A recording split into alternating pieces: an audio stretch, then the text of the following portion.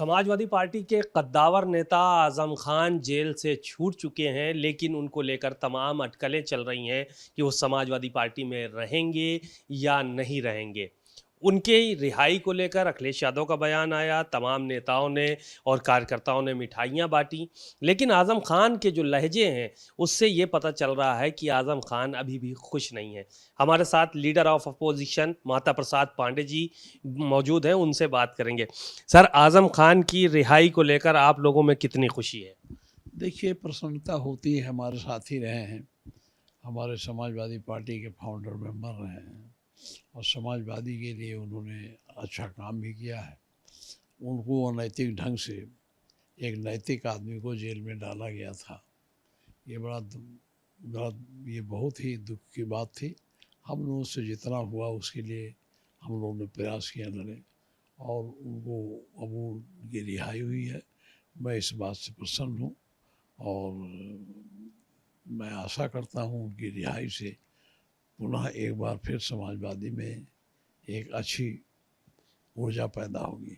एक सवाल ये था कि ये कई बार ऐसा हुआ कि सदन में आप मुख्यमंत्री से आजम खान के लिए भिड़े रहे। लास्ट अभी सदन जब चला तो आपने यहाँ तक कह दिया कि बहुत दिन हो गए, आपने उनको जेल में रख के रखा है। आपने रिक्वेस्टिंग मोड में आप आ गए आजम खान के लिए। मुख्यमंत्री से आपने कहा कि अब जाने दो, अब रिहा करो, बहुत दिन हो गए, 5 साल जेल में डाल दिया आपने। ये सब बातें आपने रखी थी वहाँ पर। तो क्या लगता है कि आपकी बातों का असर हुआ है कुछ? नहीं, मैं ये कैसे कह सकता हूँ कि मेरी बातों का, वो न्यायालय के उससे छूटे हैं। न्यायालय में मुकदमा था और कोर्ट ने उनको जमानत दी है, इसलिए मैं नहीं कह सकता कि किस मुख्यमंत्री के प्रार्थना हमारे रिक्वेस्ट पर छूटे हैं, लेकिन है तो कोर्ट का ही मामला, कोर्ट से जुड़ा। आजम खान की रिहाई ज़रूर हुई है, लेकिन आजम खान को लेने कोई बड़ा नेता नहीं गया। इस बात की टीस थी उनके मन में कि उन्होंने मीडिया से कहा कि अगर मैं बड़ा नेता होता तो कोई बड़ा नेता रिसीव करने के लिए आता, मुझको जेल से लेवाने के लिए आता। तो आप लोग आखिर क्यों नहीं गए वहाँ पे? बड़े नेता से उनकी अपेक्षा थी, तो क्यों नहीं गए? मैं तो पूना सम्मेलन में गया था, जी। मैं यहाँ था नहीं। हम्म। मैं बम्बई में था, तो बम्बई में ही मुझे प्रेस के माध्यम से जानकारी मिली कि आजम खान साहब की रिहाई का परवाना जेल पहुंच गया है और कल का तारीख बताया वो 10-11 बजे जेल से निकलेंगे। मैं चाह कर भी नहीं पहुंच पाया, क्योंकि मैं बम्बई से कल चला तो यहाँ मैं 2:30-3 बजे आया और 2:30-3 बजे आया तब तक वो निकल चुके थे। मैं रहा होता तो मैं जरूर जाता, हमारे मित्र हैं। लेकिन जाना ना जाना ये ऐसी बात नहीं है, उनके प्रति हमारे पार्टी के सभी के मन में सम्मान है। और बताया जाना ना जाना किसी परिस्थिति पर निर्भर करता है।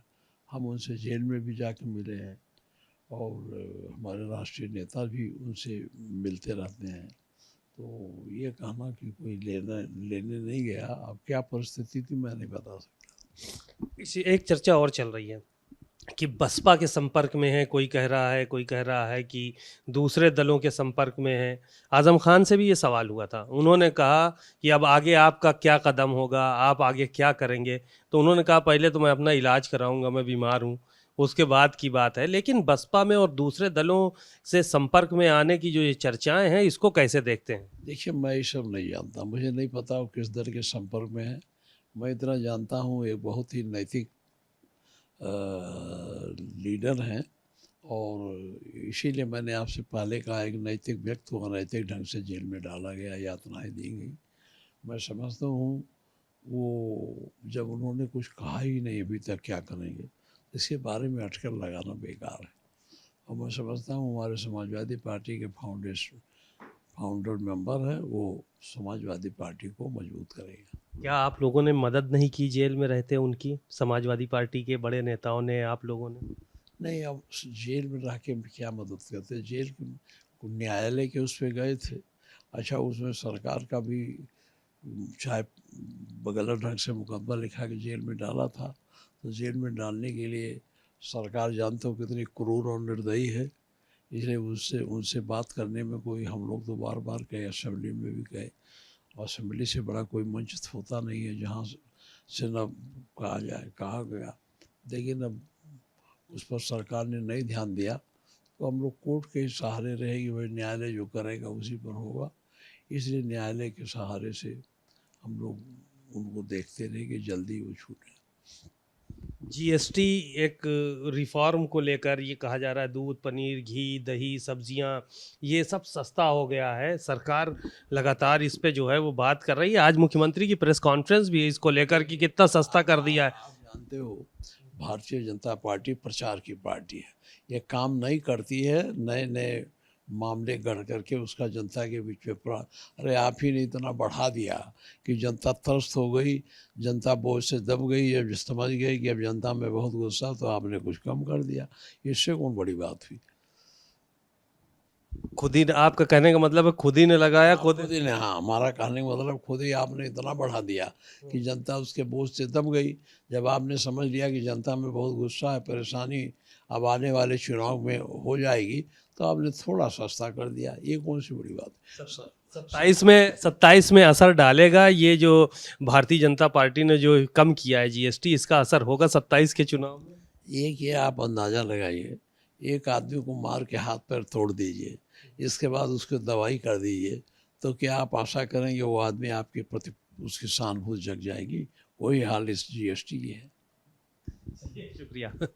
तो माता प्रसाद पांडे नेता विरोधी दल हैं उत्तर प्रदेश में, और इन्होंने साफ तौर पर इस बात का कहा कि लोग जो है किसी को मार कर हाथ पैर तोड़ दें और बाद में उसका इलाज कराएं, तो ये कहाँ का न्याय है। कैमरामैन रोहित गुप्ता के साथ सीमा नकवी, भारत समाचार, लखनऊ।